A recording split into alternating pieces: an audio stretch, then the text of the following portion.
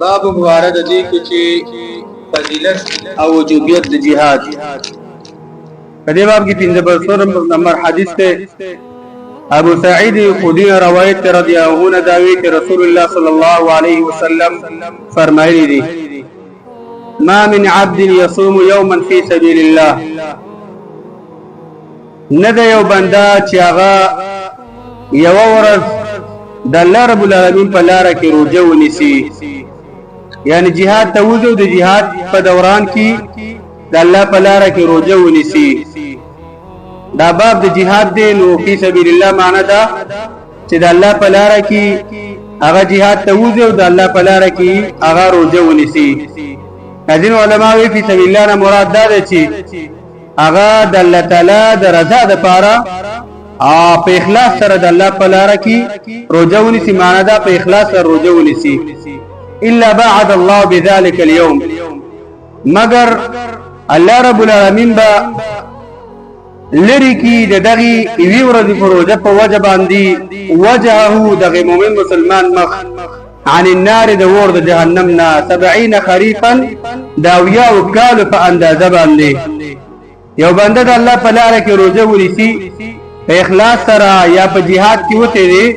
او د الله په لار کې یو ورځ روزه ونیسي، الله تعالی به دغه مؤمن مسلمان د دغه وی ورځ په روزه په وجه باندې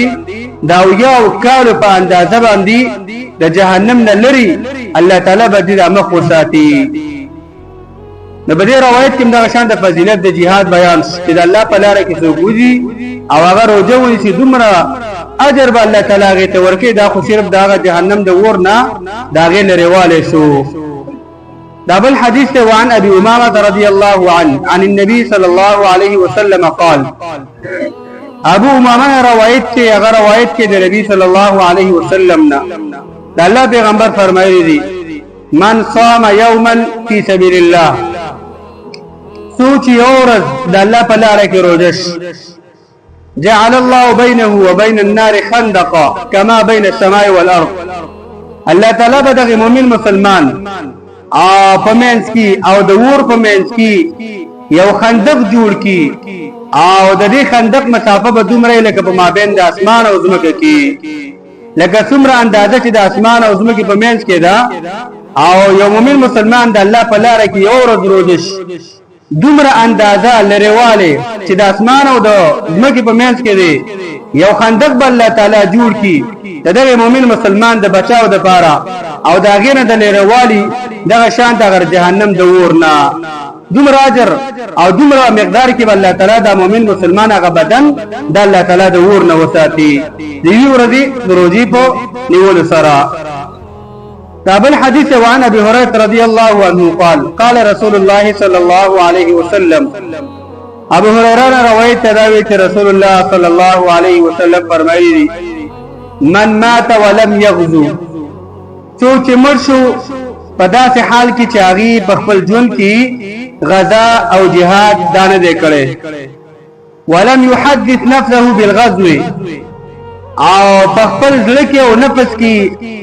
د جهاد او د غزا د الله په لار کې د غزا کولو جهاد کولو سوچ او فکر او خیال هم نه کړي. دا سوچ هم نه کړي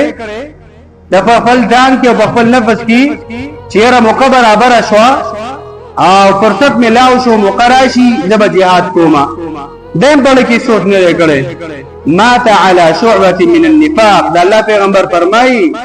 دا سره مړ شو په داسې حالت کې چې دا په وطنګ او په برخه او په یو طرف او په یو صفت د منافقت باندې دامرش. دغه د منافقانو خصلت دار چې هغه jihad نه ځان ساتي او د منافقانو صفت دار چې هغه jihad بد غني مجاهدینو په خبرې کوي او چې هغه jihad کړي نه یاره ودا د شتګردي کړي دا او د دې شکار کوي د شکار کوي. دا د منافقانو خصوصیت د jihad هغه بد غني په داسې حالت کې اوسړې مرشي ژوند کې jihad نه کړي یاره jihad مقرر راغلي خو دا سوچ کړي او بدی فکر کې همیشه یې چیرې موقع برابر شي jihad د کوم د الله په لار کې او دا سوچ نه کړي. نو دا سره په داسې حالت کې مړ شو چې یو صفت د منافقت په دې کې او په داسې حالت کې الله ته ورده. نو دې حدیث کې فائدہ دا ده چې د الله پیغمبر او مؤمنان مسلمانانو د دې ورکه په jihad کول باندې څه وکړي اے مومنانو مسلمانانو خپل جون کی jihad غزا دارا ولي او بل بدی باندې تیزی ورکړي چې ګوره ک د jihad مقرری او برابر شي نه دي چې حالت نه راغله سوچ او فکر دار jihad پړ کې ذاتا چیرې مقراشي د jihad کوم د الله په لار کې او دا حدیث دلیل به خبره باندې چې مؤمنانو ډېر سخت ځان لري وساتي د دې خبره نه چې jihad بد غنه او تاسو jihad پرې دی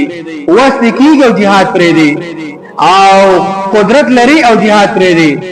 او د دې خبر نم ځان ډېر لري وساتي چې ستا په لکه او ستا په نفس کې او ستا په سینې کې هغه سوچ او فکر د jihad نه دا کار مه کوه بلکې ستا په لکه باید هغه jihad د صفات د ستا په لکه باید موجود وي دا بل حدیث وعن جابر رضی الله عنه قال جابر دمون روایت دا وی كنا مع النبي صلى الله عليه وسلم في غزات موږ د الله پیغمبر صلی الله علیه وسلم طرف یو غزوه کې او دا غزوه تبوک وا موسم د ګرمۍ سفر ډېر لري نو موږ مسلمانانو مجاهدینو باندې دا سفر او غزا ډېر زیاته سخت وا نو فقال الله پیغمبر فرمایل ان بالمدینه لرجالا ما سرتم مسیرا اے مومنانو مجاهدینو یقینا په مدینه کې څه سړی دي ما سرتم مسیرا تاسو تک نه کوي په ولار باندې یو مسافه باندې تاسو تک نه کوي ولا قطعتم واديا او نه قطع کوي تاسو یو خلګي وادي ویل کېږي دوه غرونو مېز کې چې کملاري تاسو یو خلګي نه قطع کوي الا كانوا معكم مگر دغه مؤمنان مسلمانان چې په مدینه کې پاتې شوي دي دوی د تاسو سره په ثواب او اجر کې بالکل شریک دي حبسهم المرض وجدار چاغوي ایثار کړی دي په مدینه کې د jihad نه مریضانو او هغه د غشان د مدینه کې د jihad نه پاتې شوی دي وفي روایت حبسهم العذر یو بل روایت کې راځي چې دغه مؤمنان مسلمانان د سړي په مدینه کې چې دي او تاسو سره ثواب کې شریک دي دی عذر د وجنا عذر پاتې کړی دي عذر ایثار کړی دي کدا عذر نه وي دا مریضته نه وي هغه بالکل تاسو سره په jihad کې راوته وي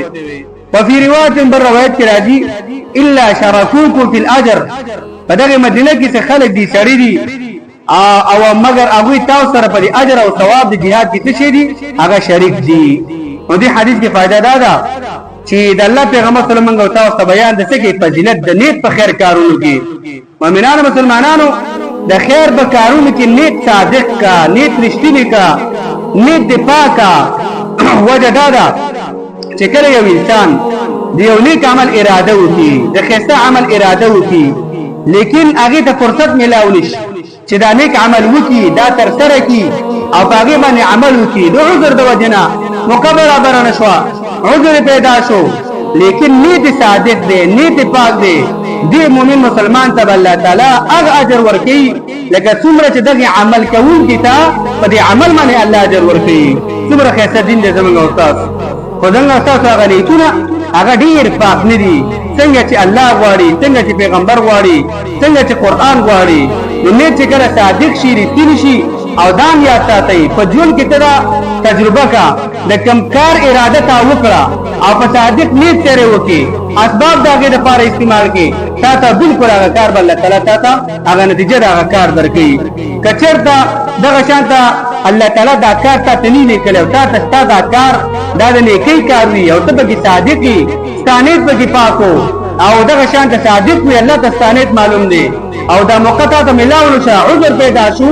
او اسباب حیا نشو برابر نشو او دومره اجر الله تعالی ته په دغه پاک نیت باندې درکې لکه څومره اجر چې دغه عمل چا کړی وي او دغه شانته عمل تر سره کړی هغه دغه شانته اجر الله تعالی ته ورکړي الله زموږ تاسو نیتونه صادق کړي الله تعالی زموږ تاسو خیرته اعمال او توفیق د قبولیت راکړي وصلی الله علی نبینا محمد